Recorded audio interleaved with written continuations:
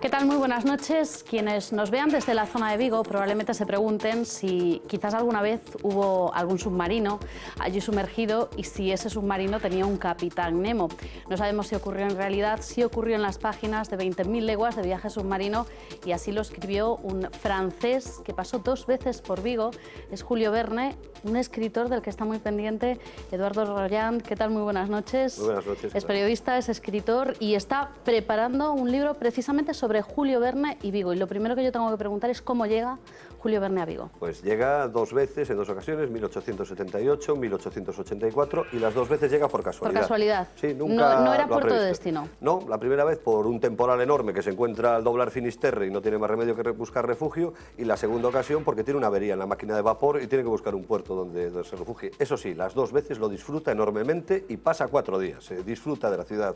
Y algo tiene que tener Vigo para citarlo en un capítulo, todo un capítulo. El capítulo 8 de 20.000 leguas de viaje submarino se titula La bahía de Vigo. Sí, claro, lo titula por ahí porque, claro, él refleja lo que fue la batalla de Rande. Él la cuenta, el Capitán Nemo le cuenta al profesor Aronnax cómo ahí en 1702 hubo una gran batalla naval, se supone que hay unos tesoros sumergidos y esos tesoros son los que el Capitán Nemo va recogiendo un año tras otro para financiar sus misiones. O sea que justifica, digamos, que convierte a Vigo y la ensenada de San Simón y el estrecho de Rande en la banca de las aventuras del Capitán Nemo. Que es donde va guardando el oro y la plata en sus arcas, en las arcas del Nautilus, para continuar con sus viajes. Pues sí, para continuar con sus viajes y era un revolucionario el Capitán Nemo y para sufragar todas las revoluciones. La revolución griega en esos momentos se sufragaba, según dice la novela, con el dinero, con la plata de los galeones de Rande. Esa es la razón por la que viene a la... ¿Era un revolucionario el Capitán Nemo y Julio Verne también? Julio Verne, todos los estudiosos lo que dicen es que era un hombre poliédrico, un hombre con una personalidad difícil de entender y que a lo largo de los años cambia mucho. Tiene un momento en el que prácticamente es anarquista, comulga con los ideales anarquistas que en ese momento están surgiendo en Europa, y luego tiene otro momento muy conservador, es un señor extremadamente conservador que quiere siempre codearse con la nobleza y, bueno, y llevar una vida muy regalada y tal. Entonces conviven esos dos Julio Verne, el personaje, digamos, de la izquierda a la derecha, es un poco todo, ¿no? Bueno, personaje de la izquierda a la derecha con muchas caras, como nos dice Eduardo, hemos querido resumir también un poquito cuál es el paso que ha tenido por Vigo, pero también vamos a hacerle un guiño y saber más cosas de Eduardo. Si hay algo que ha descubierto Eduardo Rollán es que la historia nunca deja de sorprendernos y que nuestro pasado siempre tiene una nueva página por escribir. Por ejemplo, seguro que muchos desconocían que Galicia jugó un papel más destacado de lo que creíamos en la Segunda Guerra Mundial, con el puerto de Vigo plagado de espías nazis y que hasta el propio Churchill llegó a planear un desembarco en la playa de Doniños. Tras años de investigaciones, Rollán recopiló estos y muchos más datos que sitúan a su ría Vigo en el escenario internacional. Pero si hay un episodio que este escritor y periodista no quiere que quede en el olvido, es el de su vínculo con Julio Verne. Hoy apenas 2 estatuas recuerdan la huella que la ciudad dejó en uno de los escritores más universales y traducidos de la historia. Las crónicas de la época cuentan que recaló aquí hasta 2 veces para reparar su famoso yate, el San Michel. Llegó a protagonizar algún brindis en una de sus sociedades más elitistas, la Tertulia, e incluso pudo trabar amistad con un conocido empresario vigués, Antonio Sanjurjo Badía, amante, al igual que Verne, de la tecnología e inventor de uno de los primeros submarinos. Aunque aquí la línea entre lo real y la leyenda es más difusa, de lo que no hay duda es de que el Nautilus y su capitán Nemo pasaron por aquí. En estos momentos nos encontramos en la bahía de Vigo y solo de ustedes depende el descubrir los secretos que en ella se encierran. La ciudad protagonizó nada más y nada menos que todo un capítulo de su obra cumbre, 20.000 leguas de viaje submarino, un honor del que no goza ninguna otra ciudad española y que no hemos sabido aprovechar. Varios expertos reunidos en Barcelona han destacado esta grieta en el primer Congreso Internacional sobre Verne, que se celebra en nuestro país y en el que también ha participado Rollán. Desde hace apenas unos meses, Vigo cuenta con una sociedad dedicada a ensalzar la figura del autor y visionario de Nantes, que nos ha dejado el mejor de los tesoros posibles. Para encontrarlo no hace falta sumergirnos en el agua, sino en los libros.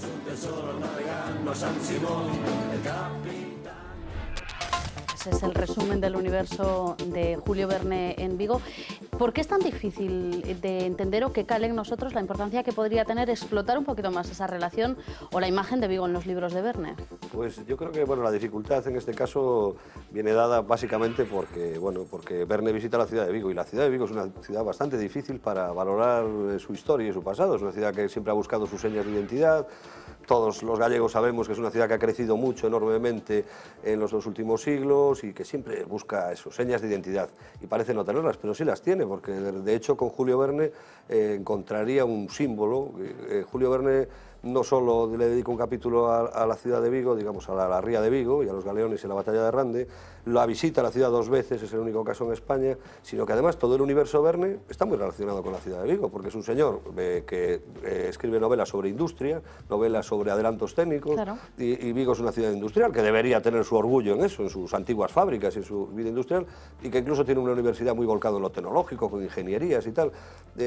A mí también me sorprende que la ciudad no sepa aprovecharlo, que no sepamos sacarle el partido que Verne tiene como identificación, como símbolo de la ciudad, ¿no? Y le sorprende incluso también, bueno, pues a los expertos que han participado en este congreso y que alguno no entendía muy bien cómo era posible que no hubiese ni siquiera una ruta o una calle. Sí, sí, les parecía asombroso. Bueno, en el congreso estaban pues desde Piero Góndolo de la Riva, italiano, el hombre que más ha compilado documentos sobre Verne, Borkens, un alemán que es el mayor sabio que hay, Philippe Margot, de Estados Unidos, presidente de la Sociedad Verniana de Estados Unidos, y claro, ya presentaron una ponencia, ¿no?, que se titulaba pues Verne en Vigo, la primera escala de sus viajes, porque en realidad fue la primera escala que hizo de sus viajes de recreo, la que hizo en Vigo en 1878, y se quedaron todos ellos al final y hubo un debate así intenso y a todos les parecía asombroso. Góndolo de la Riva decía, es que en Vigo tenéis un tesoro, ¿no? Y dije, pues sí. Yo luego estos días me acordaba y pensaba que era como, que parece que en Vigo nos tocó la lotería, pero como ese paisano que se la dejó en una estafeta por ahí, pues sí, parece que nos ha tocado la lotería, pero no queremos cobrarla, ¿no? Es un poco la impresión que yo tengo.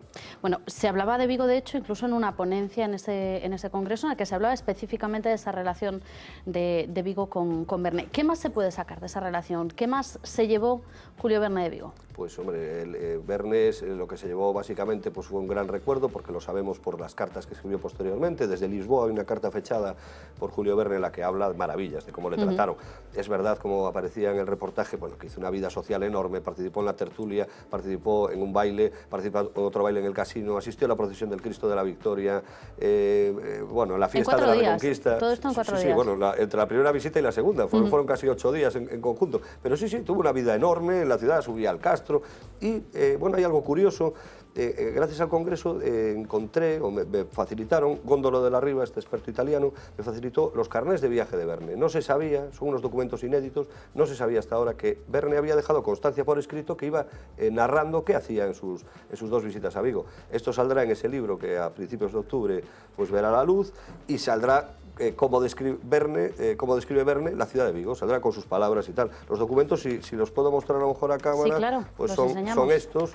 Y tal, esta ¿Es una letra, copia de este documento inédito? Sí, es una letra, esto es de puño y letra del propio Julio Verne, es esa letra enrevesada que tiene. Hay que decir como curiosidad, me preguntabas por la ideología de Verne, pero lo realmente curioso es que lo que sí le caracterizaba era que era una persona muy ahorrativa, por decirlo amablemente. Vale, y entonces, lo vamos a dejar en que ahorraba mucho. Sí. Ahorraba mucho, vamos a decirlo muy amablemente, y como vemos en la letra, pues es muy abigarrada y aprovecha hasta el último espacio. Pero, ¿no? En esos papeles está citado también la costa gallega. Sí, bueno, todo el recorrido por la costa gallega en las 2 ocasiones, ¿no? En las 2 sufre muchísimo, la segunda por la avería, la primera por el temporal, y va narrando cada uno de los cabos, pues que pasa por el Cabo Ortegal, que dobla el Cabo Finisterre. En la segunda visita es curioso, llegan a estudiar, la magnitud de la avería era tal que llegan a estudiar ya entrar en el puerto de La Coruña, cuando tienen un consejo a bordo y tal, y deciden capear el temporal y aguantar hasta el día siguiente en Vigo por el hecho de que él había estado la otra vez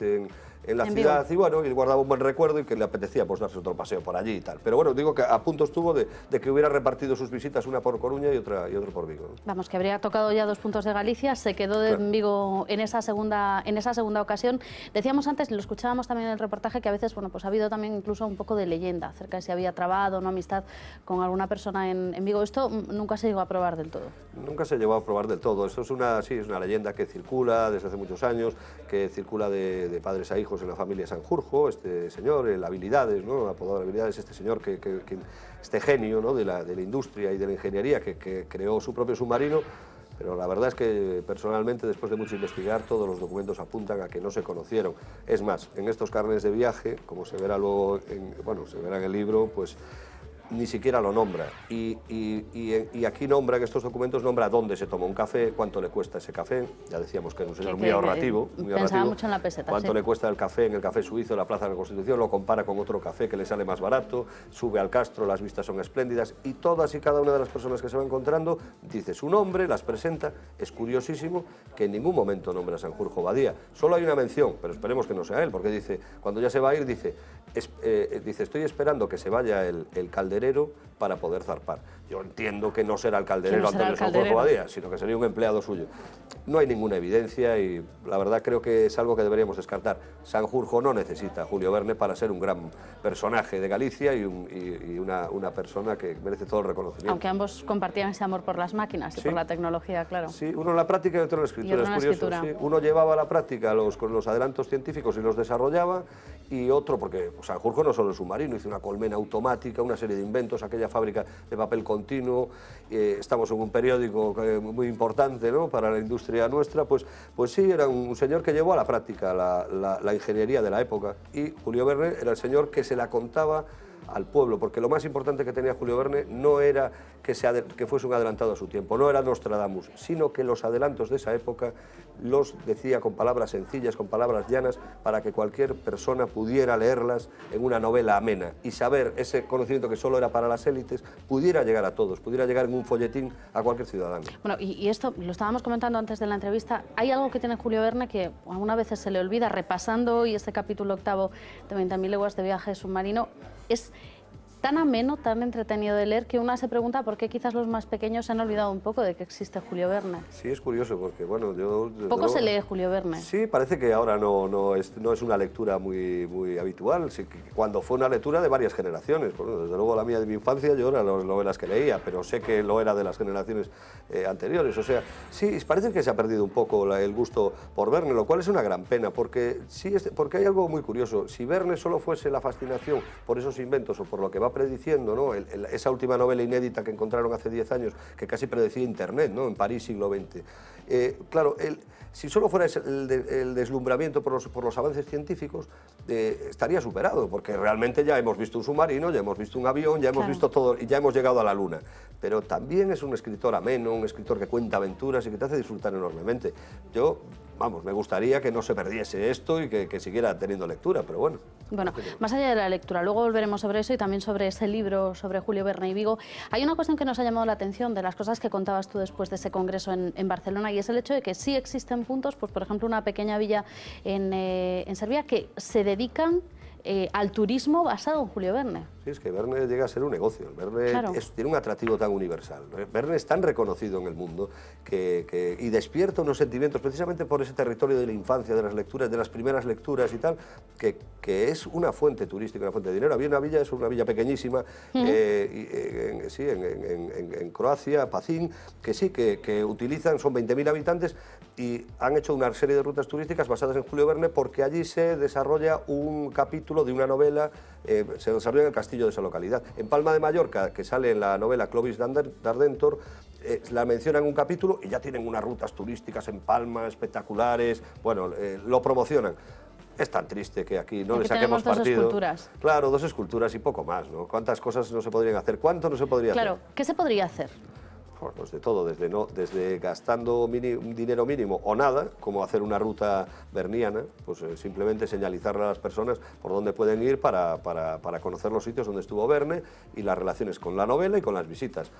Hasta cualquier cosa se puede hacer. De hecho en el Congreso aproveché para hacer contactos y a mí me gustaría que en algún momento, y bueno, los pocos que somos de la Sociedad Berniana de Vigo, nos gustaría que en algún momento poder hacer un congreso de Julio Verne en Vigo y que vengan esas autoridades mundiales en su figura, que vengan aquí. Y luego soñando, pues bueno, pues si estuviéramos en los tiempos de las vacas gordas, que ya no estamos, pues que algún día se podría recrear el submarino Nautilus y que la batalla de Rande, que en Vigo siempre están diciendo que hay que venderla y que hay que ponerla en valor, sola no se va a vender y sola no se va a poner en valor, pero relacionada con la figura de Verne, ese puede ser el banderín de enganche para contar esa parte de nuestra historia y al mismo tiempo tener un personaje atractivo para todos. Se pueden hacer tantas cosas y lo cierto es que prácticamente no se hace ninguna.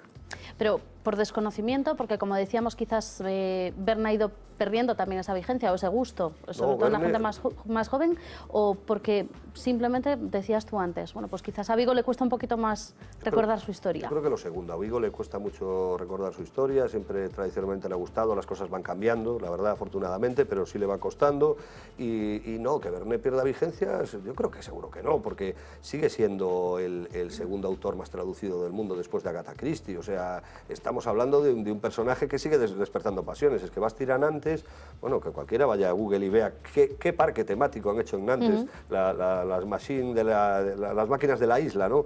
Y tal, y que recibe decenas de miles de visitantes y tal al año. No, Verne sigue siendo vigente, yo no entiendo cómo no lo aprovechamos más, es tristísimo, la verdad. Y ahora que tenemos una sociedad berniana también en Vigo, que esto no lo había, es relativamente reciente, ¿no? Sí, bueno, la verdad es que somos 4 gatos y muy modestos y tal, pero bueno, pero ¿y los intentamos 4 gatos hacer alguna qué tenéis cosa. pensado hacer para dar a conocer un poquito más a Verne a los vigueses? Y a Llevamos los no vigueses, claro. Llevamos 2 años que hacemos unos pequeños actos, pues por ejemplo en el cumpleaños, en el nacimiento de Verne, pues bueno, hacemos una ofrenda floral y tal. Estamos pensando en hacer algún tipo de labores divulgativas, llegar a hacer unas jornadas, unos ciclos de conferencias sobre esto. Tenemos muchos proyectos, el problema es bueno, que no somos muchos y que, bueno, y que lleva su tiempo. Pero estamos colaborando con la Sociedad Hispánica Julio Verne, que es internacional, y aquí sí que, bueno, que ellos tienen muchas ganas de hacer algo en Vigo, incluso, bueno, que vienen todos encantados, gratis, et amore, y que estarían encantados de participar. Va a haber proyectos, va a haber cosas, el libro este que saco ahora lo edita la propia Sociedad Internacional Julio Verne, y tal, y bueno, pues también va a ser un avance más, algo más para popularizar la figura del escritor. ¿Qué nos vamos a encontrar en el libro? Que no sepamos. Todos los textos del carnet de viaje interesantes, toda, digamos, la relación con Sanjurjo, por fin arrojar luz más clara sobre si la hubo o no la hubo. En mi opinión no existió de ninguna manera. Y nos vamos a encontrar pues la prensa de la época, nos vamos a encontrar la carta que un diputado que acompañaba a Verne, Raúl Duval, escribió, en que va describiendo las fiestas. Se lo pasaron pipa todo esto. Pues ya veo. Sí. No fue una cosa sesuda de un señor escritor decimonónico que vino aquí muy serio, no, se lo pasaron pipa, fueron a los bailes, bebieron, comieron, pasearon, y las narraciones tienen, la verdad es que tienen su coña, por decirlo así, y tal, y bueno, no sé, creo que bueno, va a ser una descripción muy completa de lo que hizo Verne aquí y de su significado, y algo más, un dato, una curiosidad. Leyendo 20.000 leguas de viaje submarino, bueno, pues conseguí sacar exactamente cuál es la fecha en la que el Nautilus entra en la ría de Vigo, que es el 18 de febrero de 1868. Como la novela está escrita casi como un diario que escribe Aronnax, llega un momento en el que puede sacar exactamente la fecha. Quiere decirse que, por ejemplo, dentro de, si no me equivoco, dentro de 5 años se cumplirán 150 años de la entrada... Con lo cual ya se podría celebrar algo. Claro, la entrada literaria del Nautilus por la ría de Vigo. Qué bonito, algo se debería hacer. A ver si aunque no tengamos dinero para hacer un Nautilus. Con nada, con poco, sin dinero, se pueden hacer muchas cosas con imaginación, ese es el territorio de Julio Verne. Bueno, más allá del territorio de Julio Verne, y lo contábamos también en esa pieza que veíamos al empezar el programa, hay una cuestión que este verano nos ha descubierto precisamente también Eduardo en las páginas de La Voz de Galicia, y es esta relación de la ría de Vigo, también de la ría de Ferrol en este caso, con la Segunda Guerra Mundial, más estrecha de lo que pensábamos. Sí, estrechísima, estrechísima. realmente... Y que pudo haberlo sido más todavía. Sí, bueno, estuvimos a punto de ser invadidos por los aliados, quiero decir, estuvimos a punto de vivir un desembarco. El gobierno inglés desclasificó en el mes de mayo de este año, hace nada, desclasificó una serie de documentos relativos a la Segunda Guerra Mundial y posteriores, durante la Guerra Fría, documentos secretos, del Almirantazgo, del Foreign Office y de sus servicios secretos. Y buceando en esos documentos resulta que aparecen documentos en los que el Almirantazgo, el propio Winston Churchill, dice, no, vamos, hay un plan para minar la ría de Ferrol, minar la ría de Vigo, impedir las actividades de los nazis en Galicia, que eran enormes en ese momento, e incluso estudiar un desembarco aliado en la playa ferrolana de Doniños. Lo que hubiera cambiado la historia si en aquel año 40... los ingleses en Doniños. Pues imagínate, cómo hubiera cambiado la historia absolutamente, y no sabemos de qué forma. Pero sí eran planes que estaban ahí, que salen ahora a la luz, quedan confirmados, y que confirman algo que yo, desde luego, defiendo, lo defienden mucho. Realmente hay historiadores, yo soy periodista, soy investigador, pero hay historiadores en Galicia que han trabajado mucho este tema, y yo soy de los convencidos de que Galicia estuvo en guerra durante la Segunda Guerra Mundial. Una guerra de baja intensidad, pero entre las minas del wolframio, el complejo de antenas en Cospeito de Electrasone, los espías que funcionaban aliados y nazis en todos los puertos, en Coruña, en Ferrol y en Vigo principalmente. Bueno, todas estas actividades hicieron que Galicia vivió en primera fila la Segunda Guerra Mundial. Y esto no se cuenta. Sí, os he contado poco, la verdad. Se ha contado muy poco, realmente. Pero luego hablas... Yo escribí un libro sobre esto y luego hice un documental, un largometraje documental. Y claro, me encontraba en el largometraje, hablaba con gente muy mayor ya, pero tienen memoria de estas cosas, porque claro, si vas a los pueblos donde estaban las instalaciones mineras del wolframio, te cuentan todo, te cuentan cómo aquello era la fiebre como del oro del oeste y cómo veían a los nazis. Los mayores en Galicia recuerdan ver a los nazis, veían a los nazis en esas minas de wolframio, o en el consulado en Coruña, o en el consulado en Vigo, veían submarinos, entrevistaba marineros que intercambiaban chocolate y tabaco por fruta fresca o por peixe con los tripulantes, por peixe ahumado, con los tripulantes de los submarinos alemanes. Quiero decir que hubo una memoria, evidentemente en este país pues hubo un paréntesis muy grande a la hora de poder contar las cosas y por eso se perdió. Se nos ha olvidado. Se nos olvidó, claro, pero en la memoria de algunos, cada vez menos, la edad obliga, pero en la memoria de algunos aún quedan personas que vieron a esos alemanes por Galicia actuando, ¿no? Con el consorcio Sofindus, las minas de wolframio, el espionaje, todo aquello. Lo que pasa es que me imagino que de todo eso también queda mucho por investigar, más allá de los documentos que se han desclasificado este año en Gran Bretaña, todavía quedaría mucho que buscar. Bueno, quedaría muchísimo que buscar, quedaría muchísimo que investigar, ya no solo, claro, que Gran Bretaña ha hecho esto, pero yo creo que están, vamos, vírgenes, archivos enormes en Estados Unidos. Estados Unidos tiene que tener una memoria de la guerra que hicieron, la guerra soterrada que hicieron en Galicia contra los alemanes. Bueno, documentos que han salido, pues son los informes del embajador de Estados Unidos en Madrid, y de cómo compraba en la Bocamina, enviaba gente a comprar en la Bocamina el wolframio para que le subiera el precio a los alemanes, una guerra económica en acción. Bueno, hay una serie, en realidad, vamos a decir una cosa, lo cierto es que ahí hay una película enorme de esas fantásticas. ¿Qué pasa? Que las películas no las hacemos nosotros, las hacen en Hollywood, en California, y nunca la tendremos. Hay un embajador americano por ahí metido. Eso sí, Tal vez se podría hay que animar a los estudios, hay que hablar con la Warner o con la Metro-Goldwyn-Mayer o algo, porque yo creo que tiene una película, pero de mucha enjundia, ¿eh? No te digo un Casablanca, mucho mejor que Casablanca. Mucho mejor que Casablanca, Sí, bueno, sí. Eso habría que verlo. Pero de todas formas, volvemos a la Ría de Vigo y a esa pasión que tú tienes por recuperar también un poco la historia de toda esa zona. ¿Qué es lo que tiene que ha traído a Julio Verne? Bueno, en este caso ya vemos que era por cuestiones, digamos, geoestratégicas el tema de la Segunda Guerra Mundial, pero ¿qué es lo que queda todavía por descubrir, como tú decías, en una zona en la que tal vez mirar hacia atrás no gusta tanto? Sí, bueno, pues de tantas cosas, claro, la historia que hay, si te refieres a la historia con el territorio, pues claro, es que allí hay tanto que investigar. La batalla de Rande está muy estudiada, y también es triste que tenga más relevancia fuera que dentro, ¿no? Claro, es curioso, ¿quién no ha ido a Londres a dar un paseo y ha pasado por Regent Street y se ha encontrado con una calle que pone Vigo Street y dice, ¿y esto por qué será? ¿Será por Jan Vigo, el cineasta? Pues no, resulta que es por la ciudad de Vigo. Claro, luego le correspondimos, recuerdo Carlos Príncipe, por cierto, tertuliano de este programa, Carlos Príncipe le correspondió a Londres poniéndole la calle Londres y tal, pero bueno, que no deja de ser un callejón muy estrecho, que creo que nos tiene un solo número. Entonces no hemos sido muy generosos tampoco en la correspondencia con los ingleses. La batalla de Rande todavía da para mucho investigar, da para mucho, bueno, venderla turísticamente. Todo lo relacionado con la Segunda Guerra Mundial, todo lo relacionado con Francis Drake, que por ejemplo, bueno, yo es que soy un enamorado de la forma en que Coruña es capaz de vender su patrimonio y su historia, que es enorme, pero bueno, me encanta, quiero decir, conozco a los Royal Green Jackets, por ejemplo, y me parece asombroso, me parece magnífico el trabajo que hacen con lo de John Moore y la batalla del Viña, ¿no? Y me provoca una envidia espectacular, vamos, y digo que tengo amistad con ellos, ¿no? Y bueno, pues todas estas cosas allí, bueno, quiero decir que en Vigo a veces deberíamos explotarlas más. Todo lo relacionado también eso con Drake y bueno, y la historia industrial, porque parece que solo lo bonito sean las iglesias románicas, que son preciosas de este país, ¿no? Y los puentes romanos y tal, y el patrimonio muy antiguo. El patrimonio industrial por ahí adelante, cuando viajamos por ahí a Inglaterra, por ejemplo, joder, es que todas las ciudades presumen de esas viejas fábricas, las han reconvertido en museos.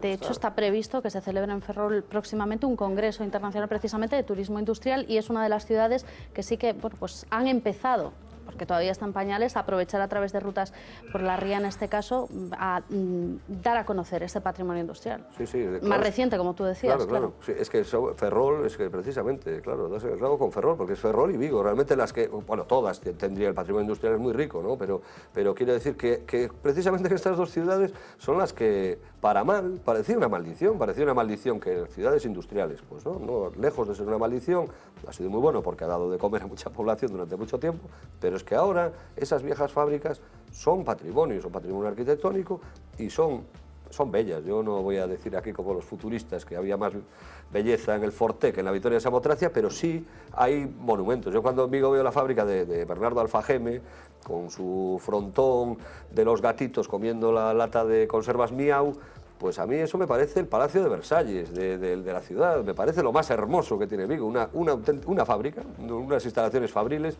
del siglo XIX, hermosísimo. Pues claro, ¿por qué no defender estas cosas? ¿Por qué no defender también la arquitectura industrial y ver la belleza que hay en eso? Bueno, probablemente Julio Verne la habría visto. Sin duda, porque es que eso es lo más curioso, ¿no? Que Julio Verne tiene una relación enorme, o sea, se identifica completamente con la ciudad, porque es que realmente es eso, es un hombre que viene de la industria, un hombre obsesionado con la idea de progreso. En Vigo hay una calle Progreso, hay varias calles Progreso repartidas por Galicia. Era una idea que fascinaba en el siglo XIX. Pues eso, ese es el espíritu de Julio Verne, y el espíritu de la industria y del progreso. No entiendo cómo no le sacamos más partido. Y que dinero no hace falta, lo que hace falta es imaginación y ganas, que era lo que hacía Julio Verne, efectivamente. Básicamente, en libros como este 20.000 leguas de viaje submarino, que recoge también a esta bahía de Vigo. ¿Cuándo veremos el libro? ¿Cuándo saldrá el libro? Pues a finales de este mes, yo creo que a principios del mes de octubre y tal, haremos la presentación. Como incorporé esta nueva documentación que apareció, estos carnets de viaje, pues si no yo hubiera estado a principios del mes de septiembre, y una serie de fotografías para hacer, en el libro recoge una parte que es como una especie de ruta verniana, el propio libro. Entonces, fotografías antiguas de los lugares por los que él estuvo. Algunos salían en la pieza, en el reportaje, que estaba muy bien. Salía el Hotel Continental, un viejo hotel de Vigo, allí frente al Náutico y tal. Ese hotel ya no existe. Claro, o sea, las barbaridades que se han hecho en la ciudad de Vigo, basta ir por allí y darse un paseíto, ¿no? Pero la ruta está allí. Pero la ruta está ahí, sí. Ahora hay edificios muy feos que han sustituido a edificios bonitos como el Hotel Continental. Bueno, pues eso, estoy incorporando, acabo de incorporar, esta semana acabo de terminar, estará, yo creo que en 2 semanas, 3 semanas lo presentaremos. Pues con eso nos vamos a quedar, con ese libro que estaremos esperando y esa ruta que podremos seguir también. Eduardo Rollán, muchísimas gracias por estar con nosotros y por trasladarnos a ese 18 de febrero de 1868, cuando el Nautilus del Capitán Nemo entró en la ría de Vigo. Gracias. Muchas gracias. Nosotros vamos a hacer una pequeña pausa, no vamos a hablar más de submarinos, pero sí de muchas otras cosas. Llegará enseguida nuestra mesa de actualidad tras una pequeña pausa. El primer paso, reconocer que España necesita ser catalanizada. Es que nuestro interés es españolizar a los alumnos catalanes y que se sientan tan orgullosos de ser españoles como de ser catalanes.